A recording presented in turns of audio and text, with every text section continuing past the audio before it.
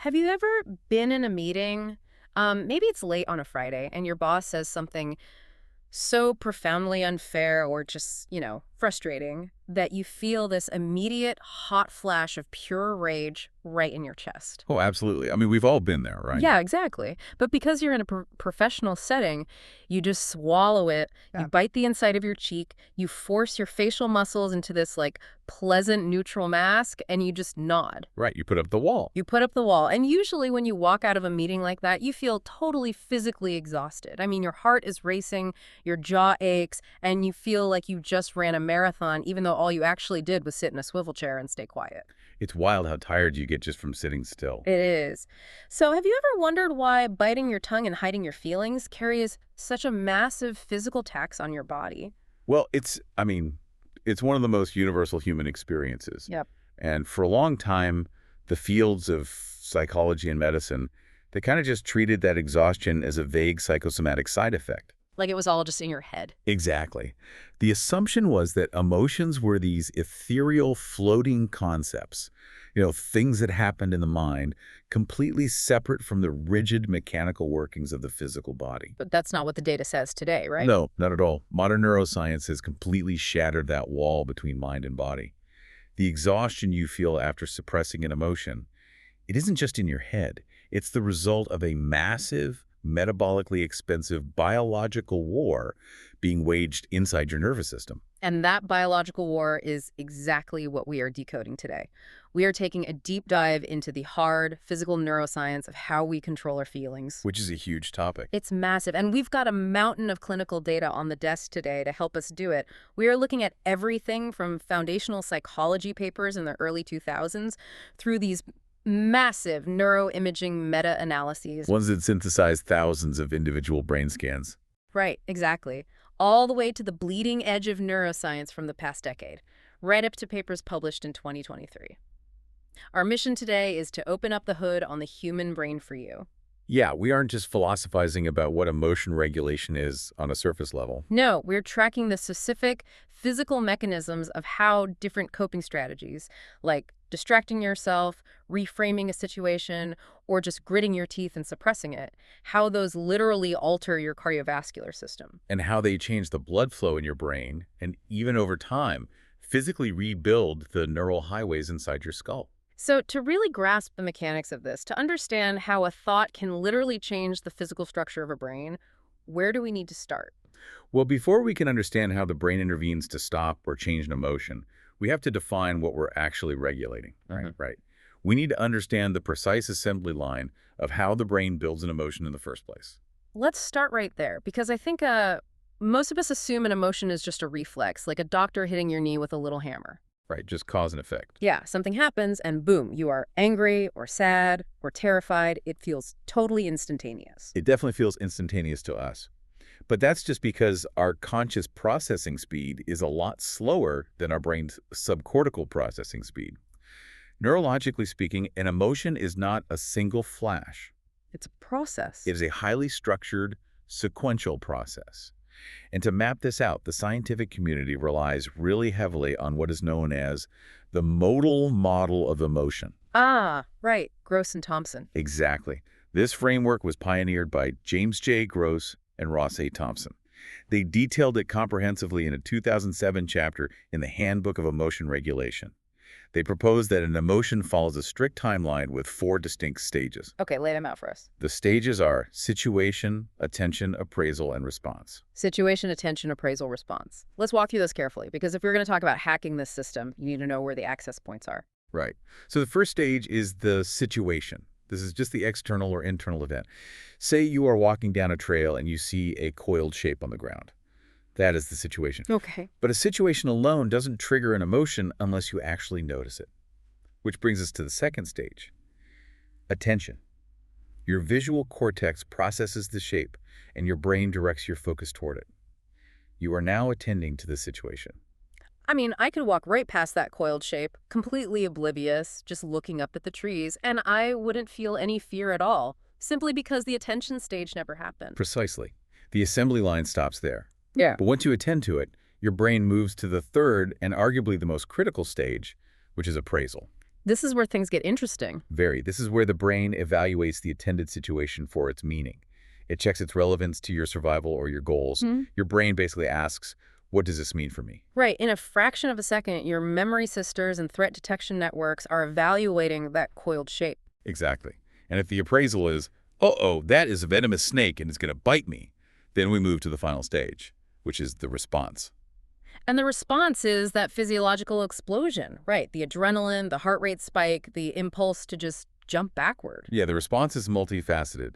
It includes the experiential feeling of fear, the behavioral urge to run away, and the physiological changes like increased heart rate and faster respiration. So situation, attention, appraisal, response. Yes.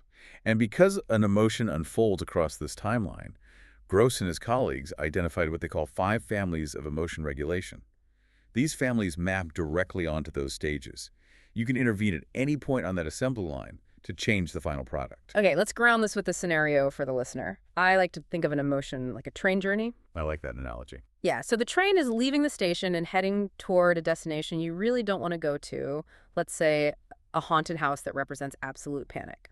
The first family of regulation is situation selection. Which is pretty straightforward. Right, it's simple. You just refuse to go to the station. You know large crowds give you panic attacks, so you decline the concert ticket. You never even get on the train. Which is a highly effective strategy, obviously. But it's not always possible in the real world. You can't avoid every stressful situation. Definitely not. Which brings us to the second family, situation modification.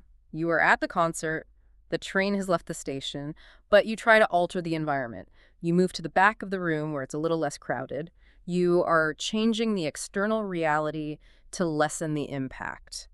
But what if you're stuck? Right. What if you are on the train, strapped into your seat, and it is barreling toward the haunted house? This is where the third family comes in, attentional deployment.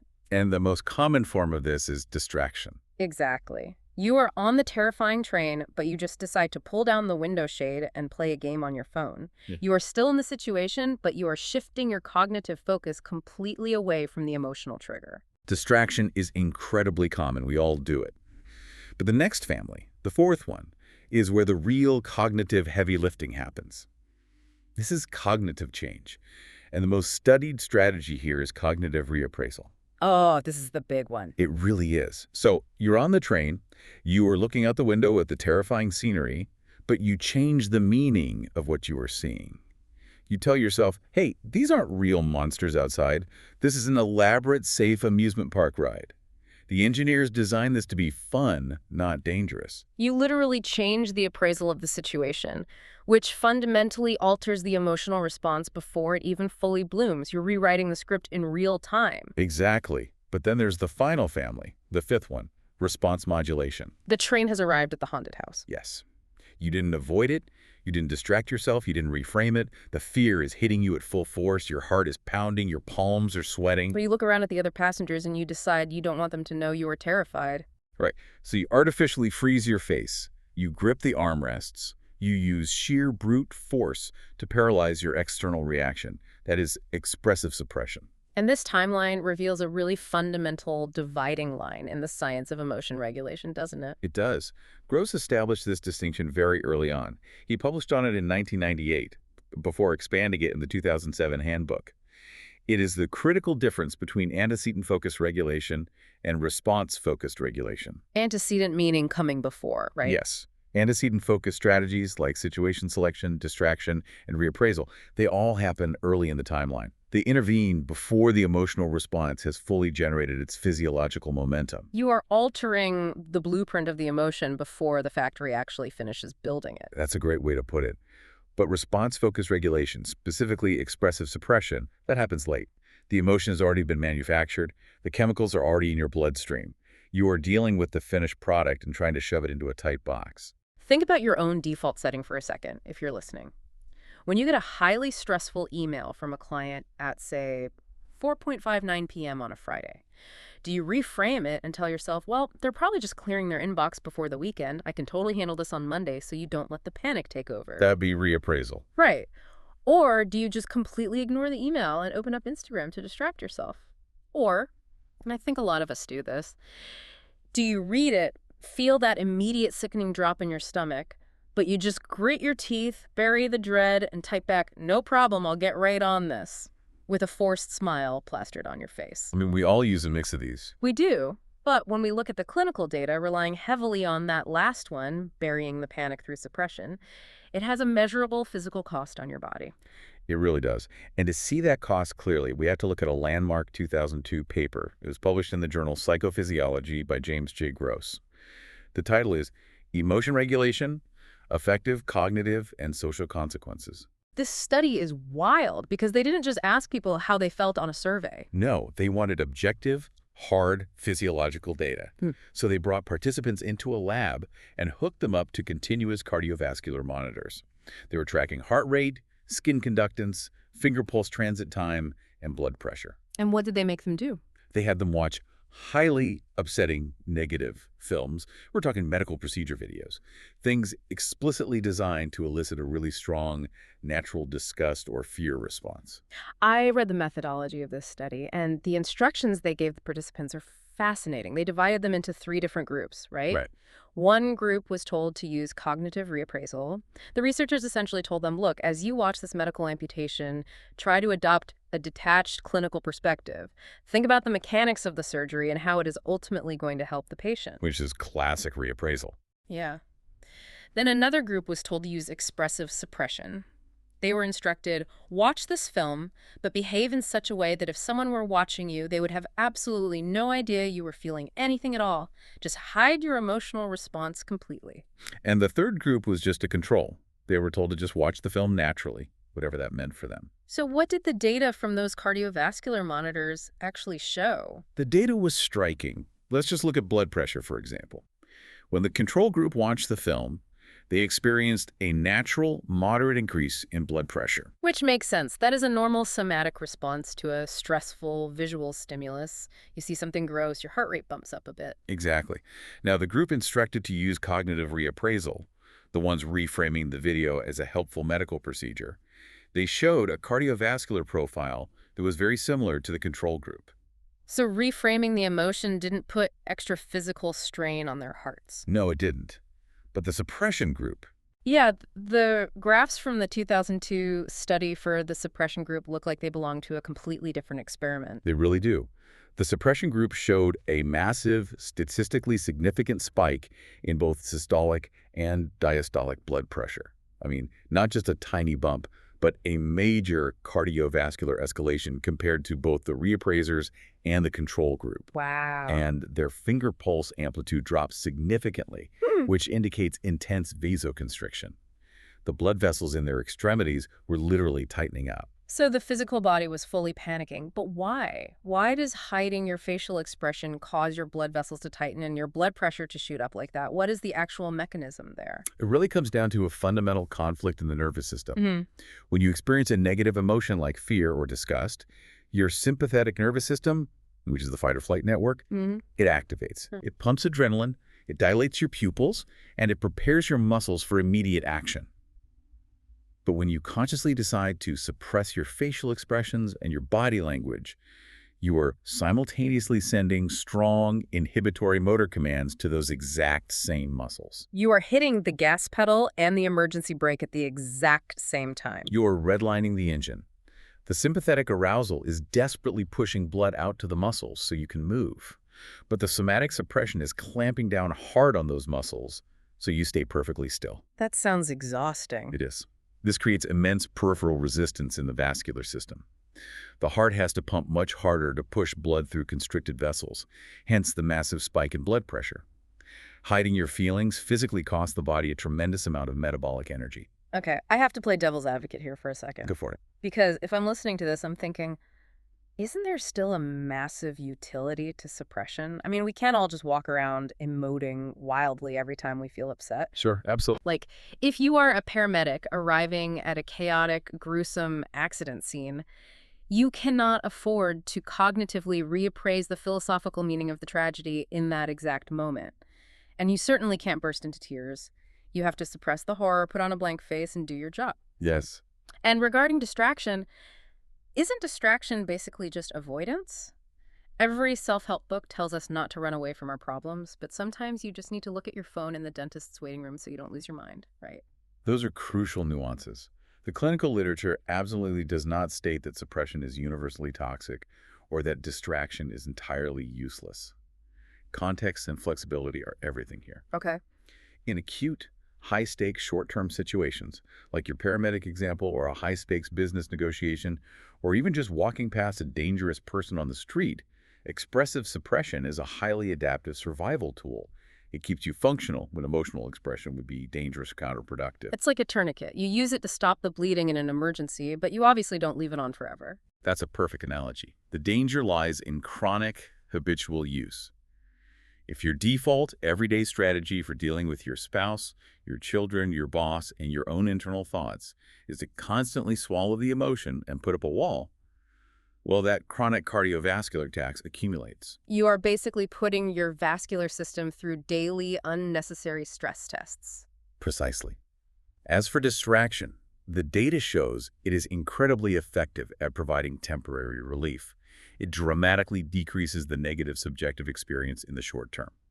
If you're getting a needle at the doctor's office, distraction is a perfect strategy because the stressor is brief and unchangeable. But the downside of distraction is that the emotional trigger is still there waiting for you when you put your phone down, right? It's like looking away from the terrifying cliff out the train window, but you are still on the train. The train hasn't changed direction at all. Exactly.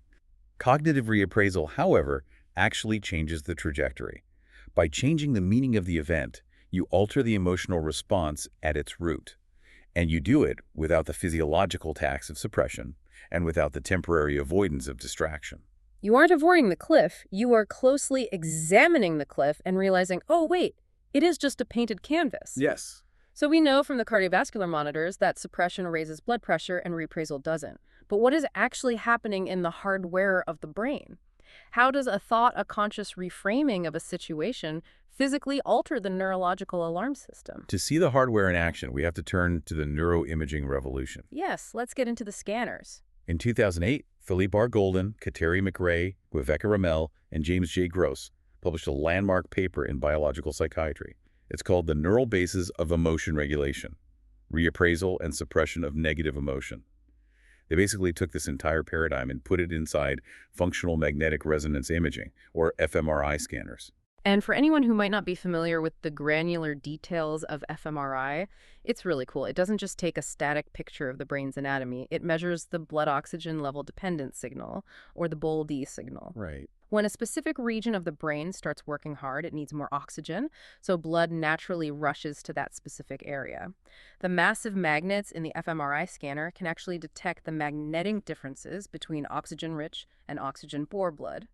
It allows researchers to watch the brain light up in real time as it processes thoughts. It is literally a window into the living, thinking brain. So in Golden's 2008 study, participants were placed inside the scanner and shown highly aversive images.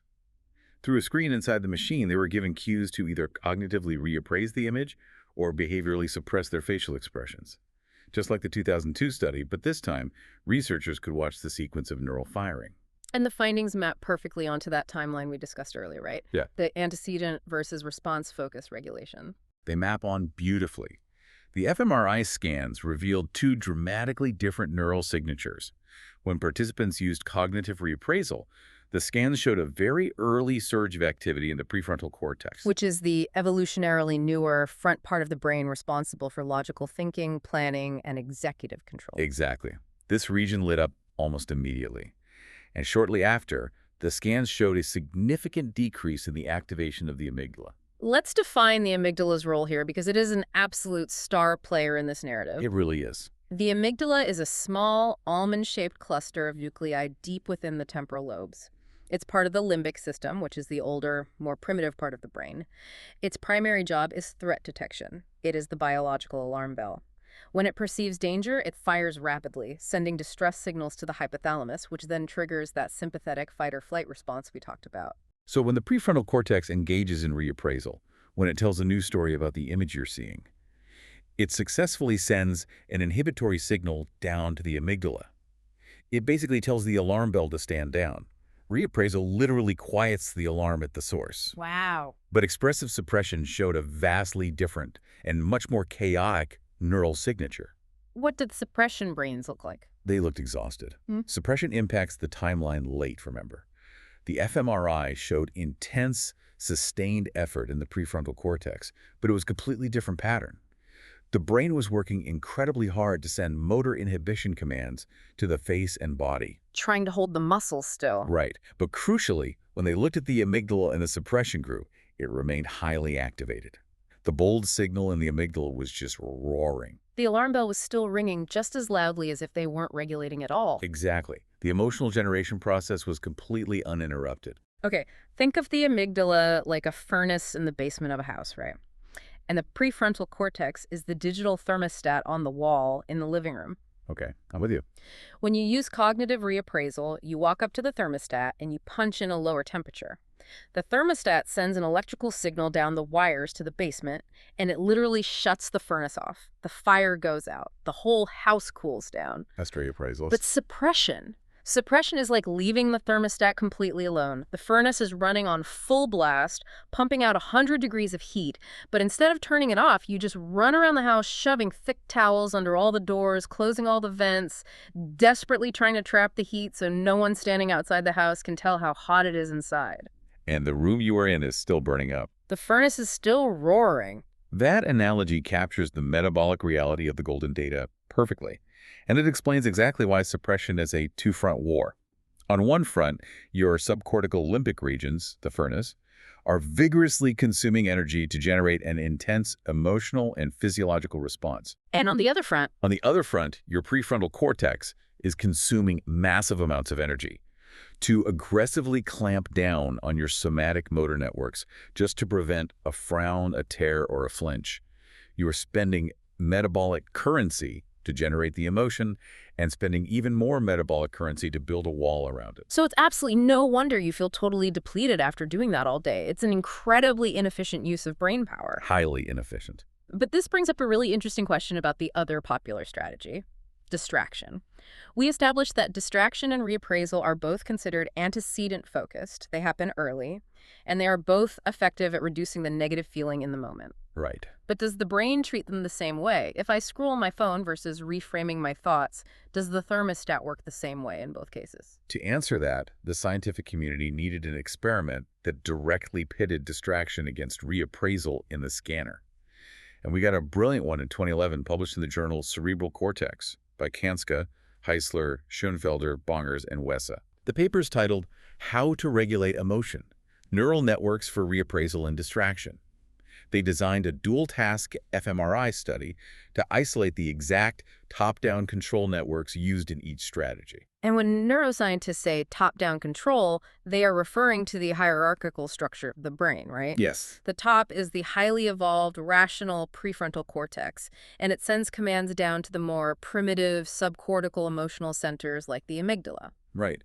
Kansky's team wanted to know if distraction and reappraisal use the same top-down supervisors or if they rely on entirely different ones. The methodology was very clever. While inside the scanner, participants were shown negative pictures. For the reappraisal condition, they were told to reinterpret the scene, as usual. Okay, and for distraction? For the distraction condition, they weren't told to just look away, because you can't really do that in an fMRI visual task. Instead, they were given a cognitive load task. A math problem, or a complex working memory puzzle, was overlaid right on top of the image. Oh, that's smart. Their attention was forcefully hijacked by a cognitively demanding task, simulating exactly what happens when you intensely focus on a video game or a puzzle to ignore a stressor. I find this methodology so elegant. They force the brain to allocate its processing power to math, essentially starving the emotional processing center of the attention it needed to build the fear response.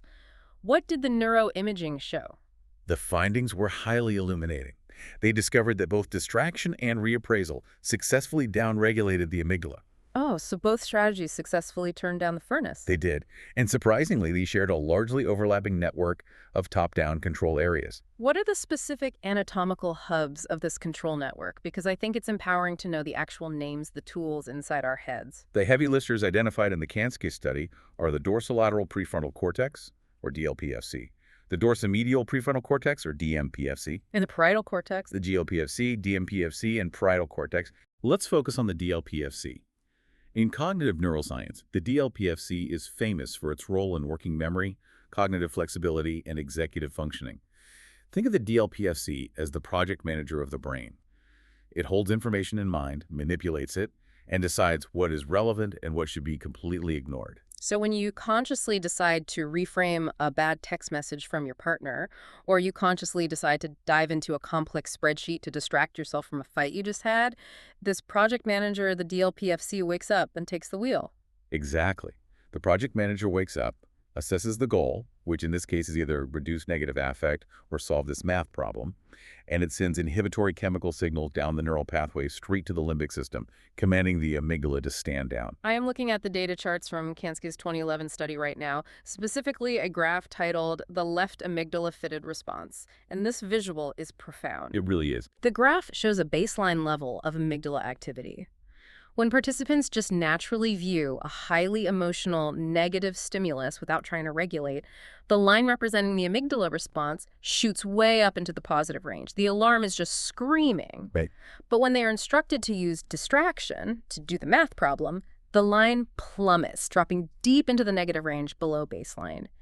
And when they use reappraisal, it also drops significantly below the natural response. It is undeniable physical proof of psychological control. It is proof that we are not entirely at the mercy of our emotional reflexes. Choosing where to deploy your attention or choosing to formulate a different narrative literally, physically quiets the alarm bells in your head. Yeah. The DLPFC sends a neurotransmitter message that says, hey, we're okay. Power down the furnace. It's incredible. Yeah. But here is where the story deepens significantly. Watching these networks fire in a single lab experiment over the course of an hour is fascinating software analysis.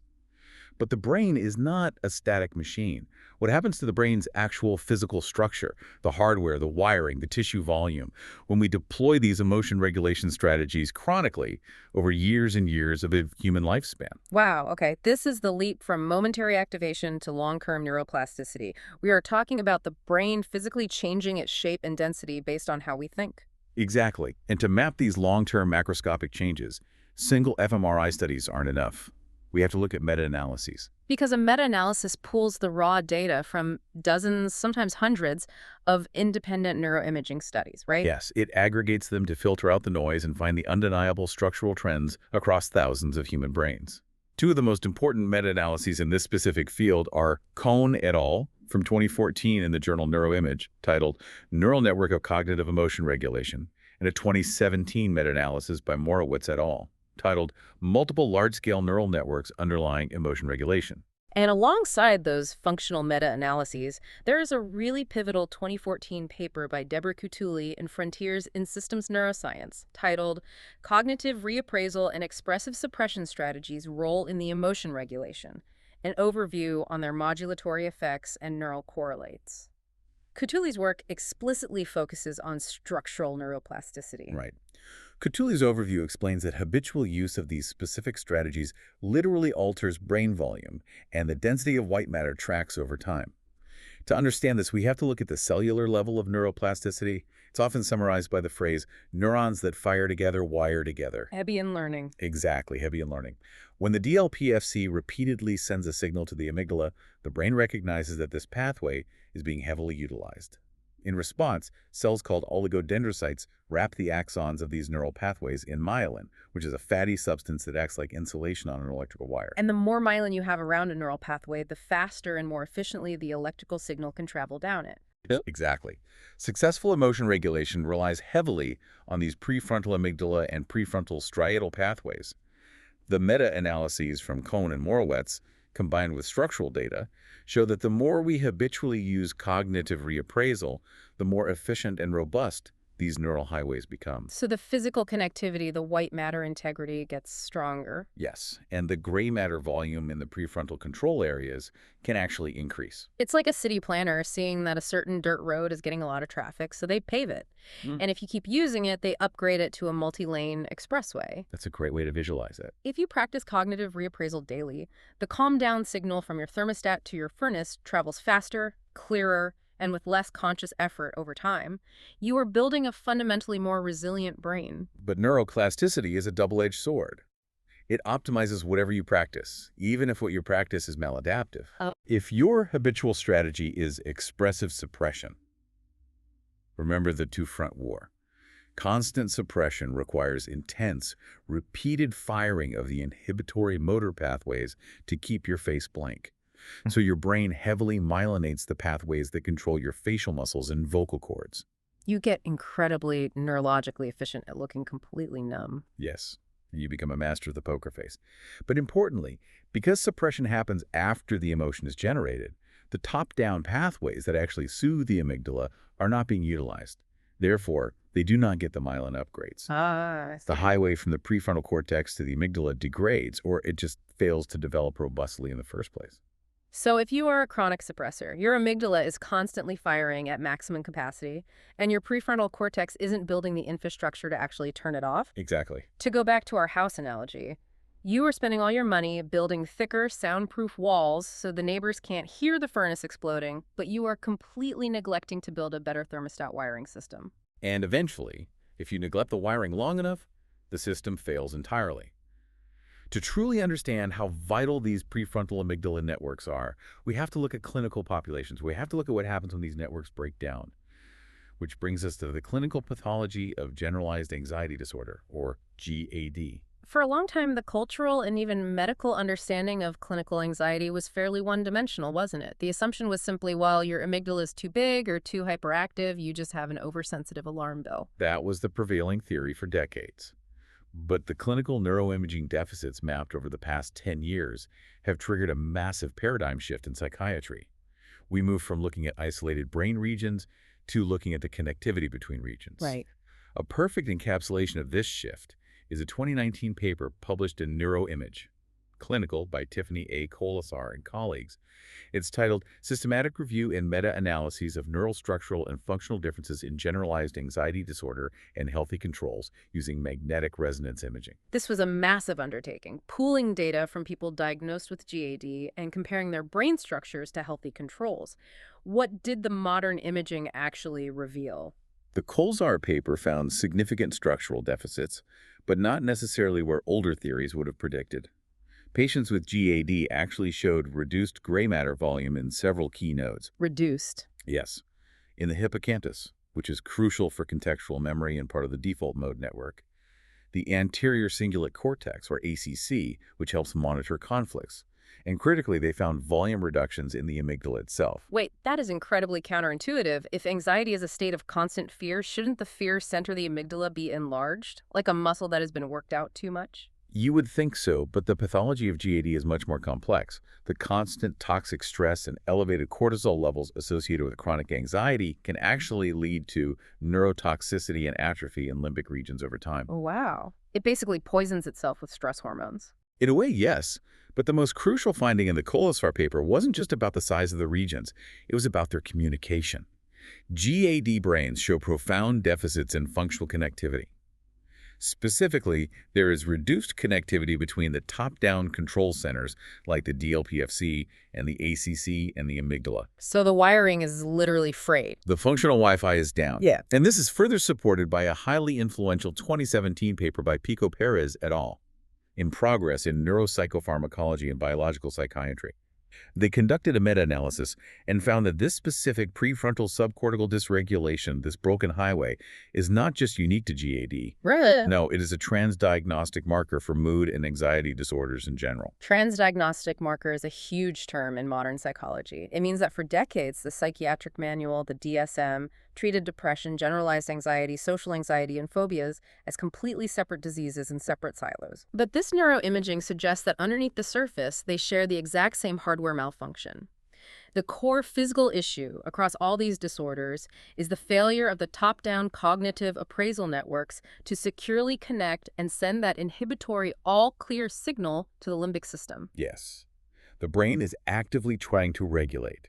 The project manager in the prefrontal cortex is desperately trying to shout, hey, this email is not a lion, it's just an email. The cliff is just a painted backdrop. Yeah.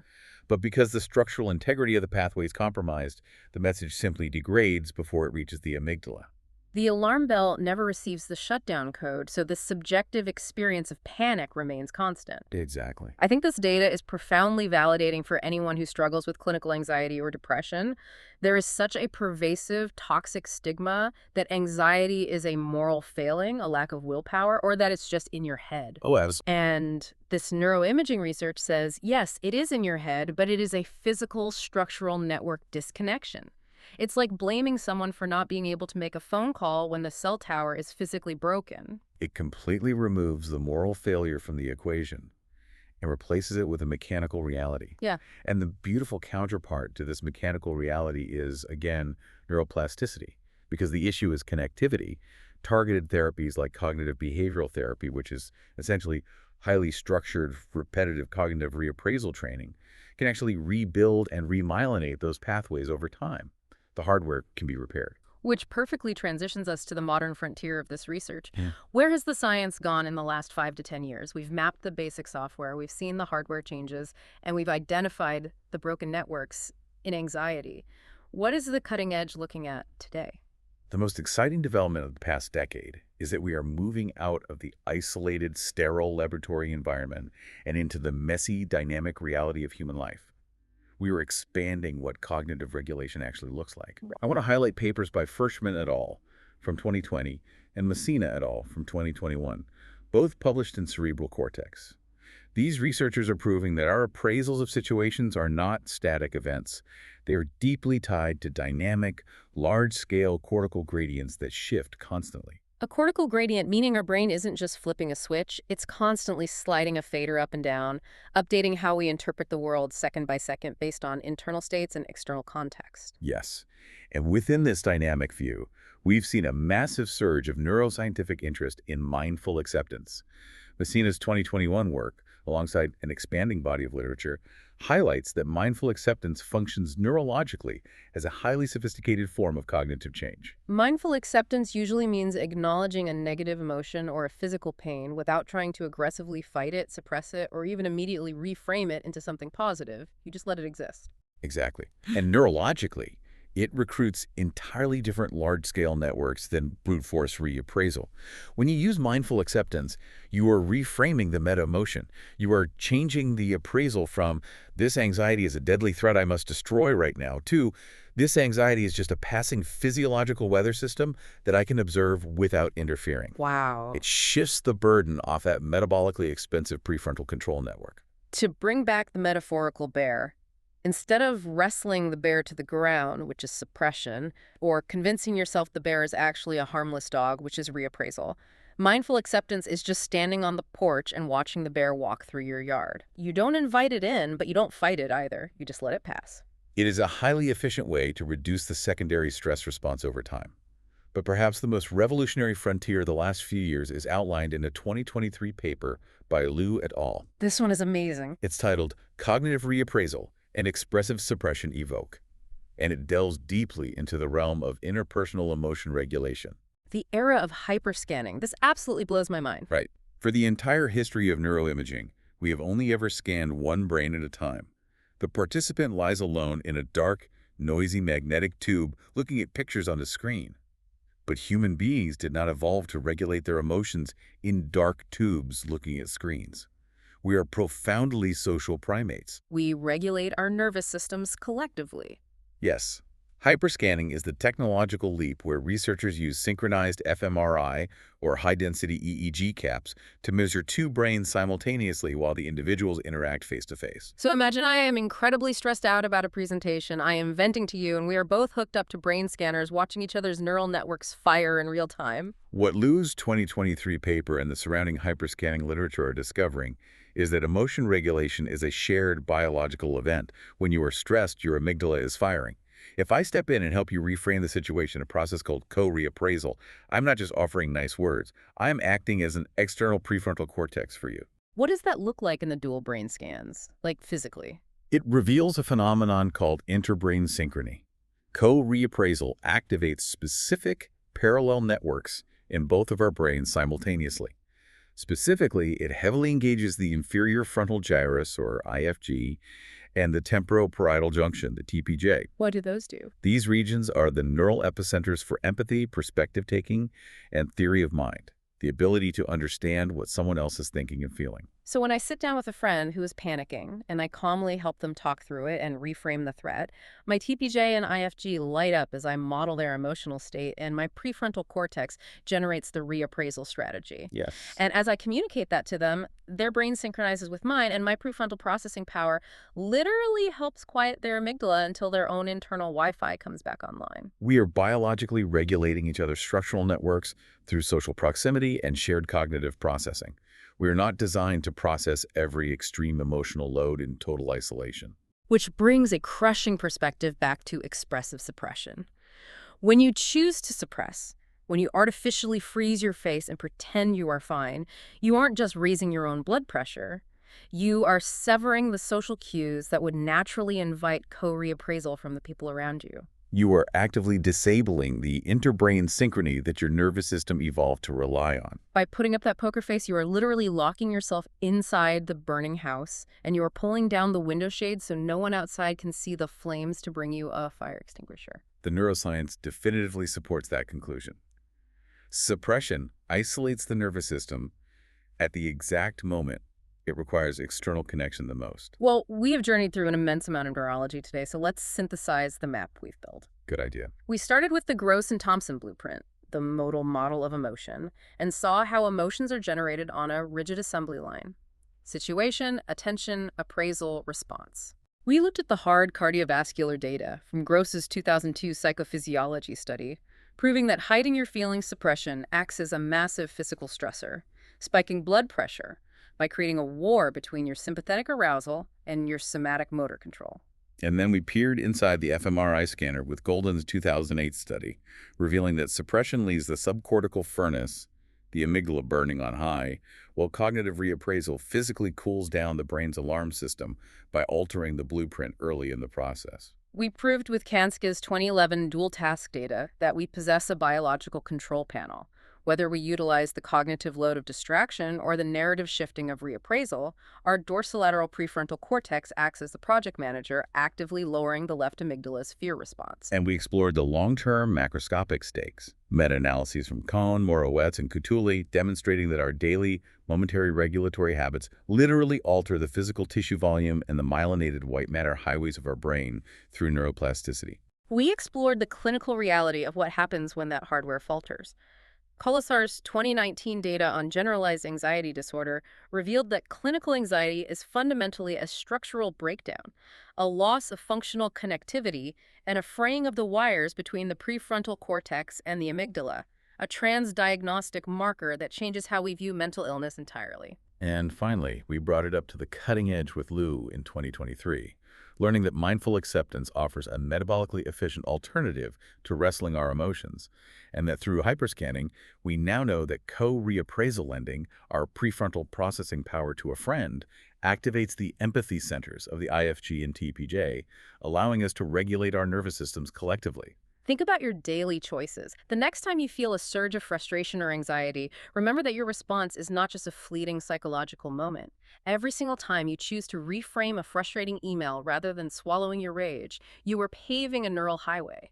You are physically laying down myelin. You are shaking your brain's volume and functional connectivity. You are participating in a process of constant lifetime neuroplasticity, which honestly raises a profound forward-looking question about the modern environment we have built for ourselves. Yeah, what do you mean? If our habitual emotion regulation strategies literally change our brain's volume and structural connectivity over time, what does the constant collective use of instantaneous distraction via our smartphones and digital feeds do to the human species' neural architecture? Oh, wow.